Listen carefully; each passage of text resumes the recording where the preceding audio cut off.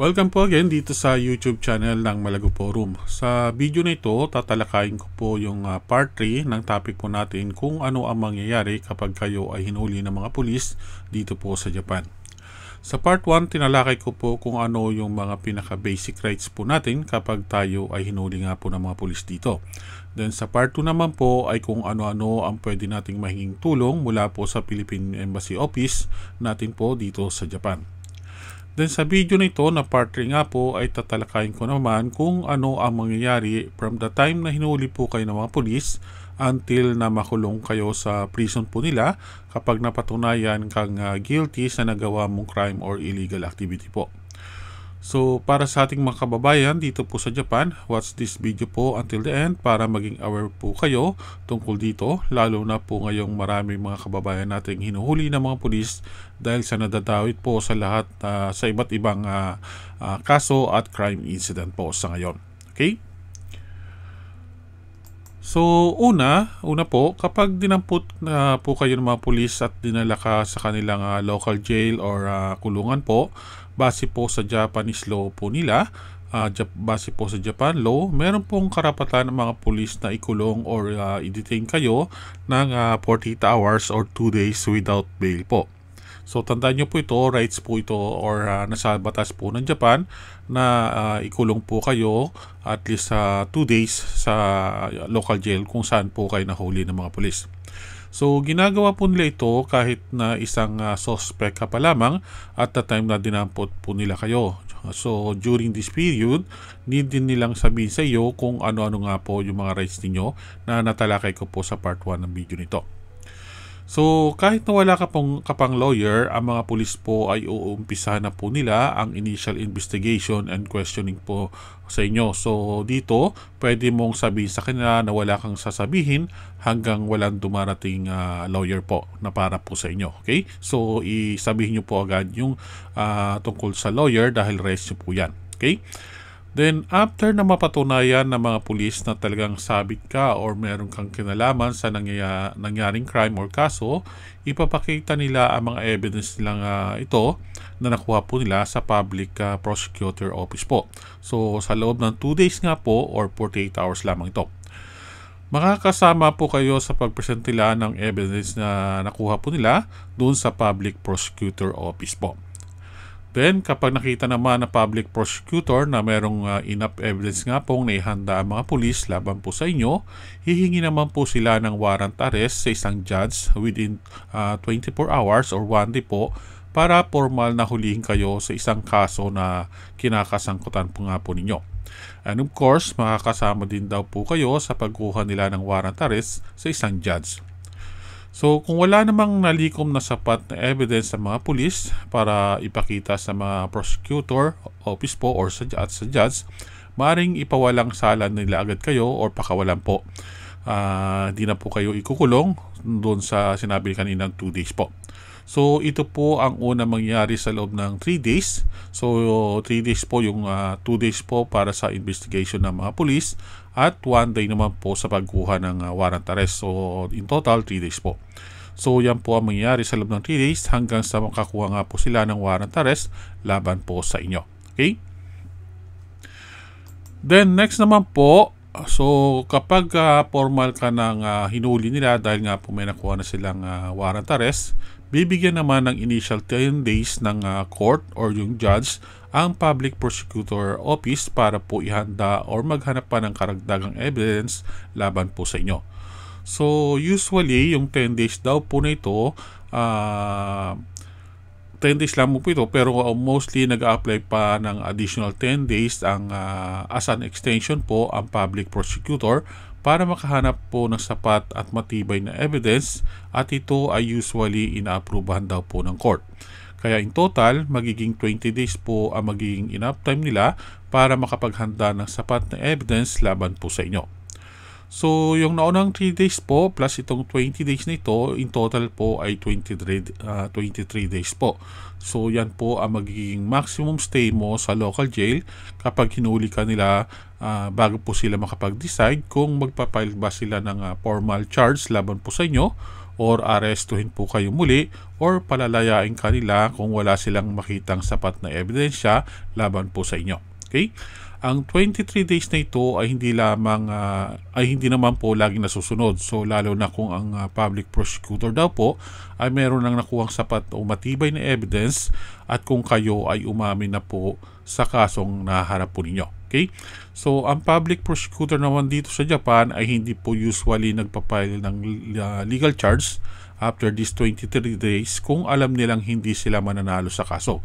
Kaya ayon sa data po nila dito po sa Japan, almost 99% daw po ay guilty ang hinuli po nila kapag napatawan na nila ito ng kaso ng Public Prosecutor Office po. Okay? So yan po yung data nila rito sa Japan. So after that, magiging ang susunod na step na pagdadaanan nyo po is yung court trial preparation. So after 23 days nga po at yung nga napatunayang may sapat na ebidensya na yung mga public prosecutor office, so itatakda na po yung court hearing po ninyo. Pero po yung court trial po ay hindi po agad-agad na isinasagawa ito. So meron pang parang preparation na gagawin. Kapag formal na nga po kayong hinuli at dinala na sa prosecutor detention facility nila mula po sa local jail, need na gawin ay ang court trial preparation nga po. Kahit dito sa Japan, hindi din agad nga po nagsisimula ang court trial at kailangan din po nila ang preparation para po dito. So usually daw po it will take 2 to 18 months or more pa daw bago mag-umpisa ang court trial, depende po sa nature ng crime na nangyari po.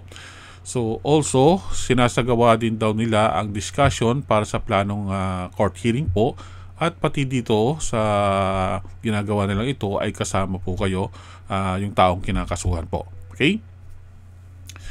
Then, after the preparation, court trial preparation po is the actual trial po or court trial po.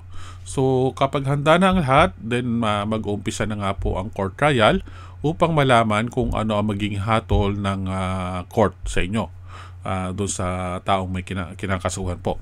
So, ang unang ginagawa nila sa court hearing ay pinapakilala po yung defendant o yung kinakasuhan at kung ano ang nilalaman ng charges na hinaharap nila. So after that, magsasalita ang kinakasuhan po kung inaamin ba niya o hindi ang kasong hinaharap niya. Then after that ay magsasalita na po ang mga lawyer ng both side po, defendant at saka prosecutor, stating the facts and showing the evidence po. So depende sa complexity ng kaso, maaring gawin ng ilang beses yung court hearing. But then, after lahat ng ebidensya ay maipakita na, ang lawyer ng both side ay magsasalita ng kanilang final statement or closing arguments po.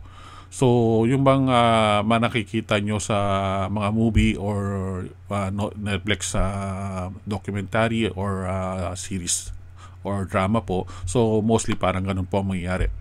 Then, magsasalita yung judge kung kailan nila ilalabas ang magiging sentence nila sa taong kinakasuhan po. Okay? Then, ayon din daw sa data nila, kahit na umamin na po yung guilty, yung kinakasuhan, laban to sa charge na pinapatong nga po sa kanya na guilty siya. So, there is at least 2 minimum court session or hearing po na isasagawa po. So, kahit na guilty na kayo, inaamin nyo pa, so maaring gawin pa rin po nila yung court hearing na at least 2 beses po, minimum. Okay?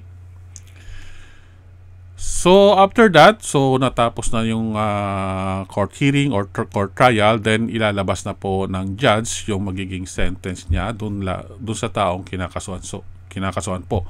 So, after na matapos ang lahat, yung court hearing nga po, presentation ng facts and proof or evidence po, ibibigay na po ng court ang final sentence nila dun sa taong kinakasuhan. Kung makita o sapat ang ebidensya para matulang ka, then hatulang ka po ng guilty at magiging ang magiging sentence po niyo ay depende sa naging degree ng crime or violation na nagawa po niyo. Kung hindi naman po sapat ang evidence na inalaan ng Public Prosecutor Office po, maaaring ipawalang sala ang kaso at mabigyan ka ng not guilty sentence po ng court po kung saan isinagawa yung court hearing po ninyo. Okay? So, yan po yung about sa court sentence po. Then the next one po, kung sakaling kayo naman po ay natulan at alam mong wala kang kasalanan or yung naibigay na hatol sa inyo ay hindi po makatarungan, pwede po kayong mag-file ng appeal sa High Court po or maybe Supreme Court dito po sa Japan. Ito ay dapat nyong gawin or pagdesisyonan po within 2 weeks po matapos na ilabas ng court ang naging hatol nila sa inyo. So yung lawyer nyo po, mismo ay kailangan mag-submit or mag-file ng formal statement tungkol po doon sa gusto niyo pong gawing appeal. Okay? Then kapag nag-apila daw po kayo, ang High Court po naman ay i-re-examine po nila yung kaso ninyo, yung inilabas na mga facts and proof po, para po malaman nila kung sang-ayon ba sila sa naging hatol ng lower court laban po sa inyo. Okay? So doon sila po ang magbibigay uli ng final verdict kung payag nga po ba sila doon sa ibinigay na hatol sa inyo ng lower court o hindi. Okay? So the next one is the deportation naman po. So halimbawang nahatulan na kayo, then natapos na po yung sentence nyo, halimbawa nakulong kayo ng matagal, then natapos nyo, na-release na po kayo mula sa kulungan. So tungkol naman po sa deportation daw, maaaring gawin ito ng Japan government after na matapos nyo po nga po yung sentence ninyo dito sa Japan. So halimbawa ay naging hatol po sa inyo isang taong pagkakulong lamang at hindi life imprisonment or death penalty. Pero hindi po sila basta-basta din na nagde-deport, so mayroong mga reason po tungkol dyan.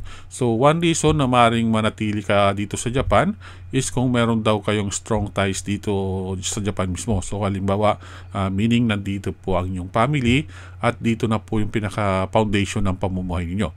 So sa case niyan, maaaring hindi po kayo ma-deport at manatili pa rin of course, manatiling manirahan dito sa Japan kung meron pa rin kayong valid visa na hawak.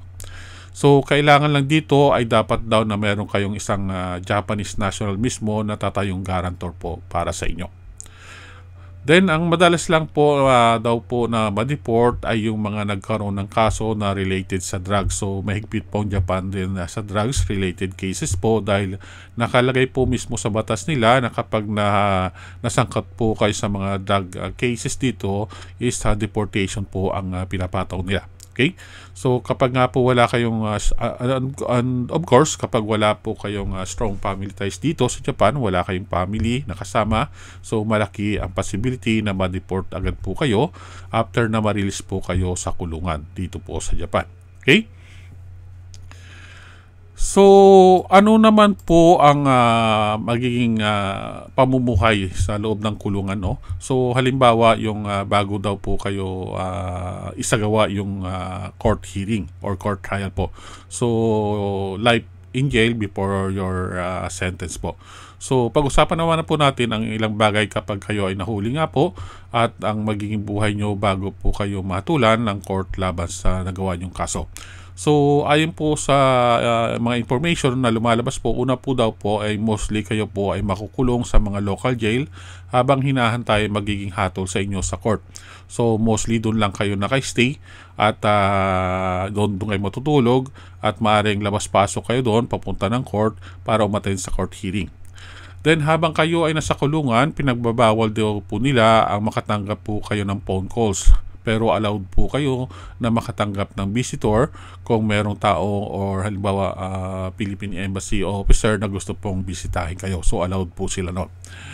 Then mostly yung isusuot nyo daw pong mga damit ay yung personal clothes po ninyo. So wala silang ibibigay na damit sa inyo. Kaya pati yung pagkain daw po ay mostly same din sa mga Japanese na nakakulong sa mga local jail. So kung anong kinakain nila, yun din daw po ang kakainin ninyo. Okay? Then the next one naman po is yung magiging buhay nyo after the trial. So nahatulan na kayo. So ano yung magiging buhay nyo sa mga kulungan dito sa Japan. So ayon po sa mga information nila, ang buhay naman po sa kulungan after na mahatulan po kayo ng court ay mas mabigat na compare kung kayo ay nasa local jail pa lamang. So, ang ilang facts po tungkol dito ay mga sumusunod. So, una, kapag nahatulan daw po kayo mula sa local jail, malilipat po kayo sa prison facility nila. So, ang mga foreigner inmates daw dito sa Japan ay mostly dinadala nila sa dalawang kulungan po, sa prison po facility kung kayo ay lalaki or male nga po. Then ang isa naman po sa Tochigi prison po facility naman kung kayo ay babae. So dito nyo po tatapusin bali yung time or period ng pagkakulong po ninyo dito sa Japan. Then ang sunod po, yung mga prisoner din daw po mostly ay na-assign para magtrabaho sa mga factory na nasa loob ng kulungan mismo. So dito po kayo magtatrabaho. Okay? Then the other one, ang iba pang bagay na dapat yung malaman ay limited din po ang pakikipag-communicate sa loob ng kulungan. So allowed lamang daw silang makipag-communicate during exercise time or period po, then also kapag break time. Pwede din po kayo makatanggap ng cash money mula po sa inyong family kung nais nila magpadala ng pera po sa inyo para po may magastos po kayo sa loob ng kulungan dahil may tindahan din po doon na pwedeng bilhin yung mga limited items lamang po. So kung ang family nyo po sa Pilipinas ay nais kayong padala ng pera, pwede po sila makipag-usap sa Philippine Embassy Office para sila po ang maging legal representative ninyo sa pagpapadala po ng pera. So yung Philippine Embassy Office po natin, alam din po nila ang tungkol dito. Then last po, sa medical aspect naman po, meron dun sila mga binibigay na medical examination sa mga nakakulong na inmates nga po sa loob. Kaya kung hindi maganda yung pakiramdam ninyo, pwede po kayo mag-report agad sa mga guard po doon sa loob ng kulungan. Okay? So that's it po. I hope na nagkaroon na kayo ng kahit konting kaalaman tungkol sa maaring pagdaanan ninyo kung sakaling kayo ay hulihin at makulong po dito sa Japan. Ang mga naibigay ko na mga information po dito ay ilan lamang po yan at hindi po pangkalatan. Ito ay parang pinaka-orientation nyo lamang po para maging aware kayo just in case nga po nahulihin po kayo ng mga pulis dito sa Japan. So share this information po sa inyong mga kakilala living here in Japan para po maging aware din po sila. Marami pong salamat sa inyong pakikinig.